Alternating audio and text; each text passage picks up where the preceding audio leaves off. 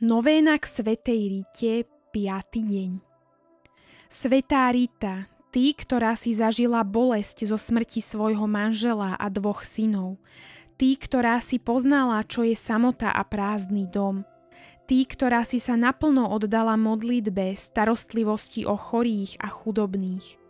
Modli sa za tých, ktorých ťažko zasiahla smrť drahého človeka. Modli sa za tých, ktorí náhle zostali sami po strate blízkych. Svätá patrónka beznádejných prípadov a ľudsky nemožných vecí, verím v tvoje mocné orodovanie u Pána. Vypros mi uňho neochvejnú nádej a dôveru, ako aj vrúcnu túžbu po večných dobrách a získaj mi milosť, ktorú tak veľmi potrebujem. Skrze Krista, nášho Pána. Amen. Otče náš, ktorý si na nebesiach, posväť sa meno Tvoje, príď kráľovstvo Tvoje, buď vôľa Tvoja ako v nebi, tak i na zemi.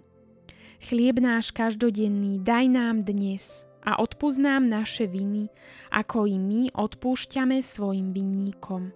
A neuved nás do pokušenia, ale zbav nás zlého. Amen. Zdravá Mária, milosti plná, Pán s Tebou, požehnaná si medzi ženami a požehnaný je plod života Tvojho Ježiš. Svätá Mária, Matka Božia, pros za nás hriešných teraz i v hodinu smrti našej. Amen.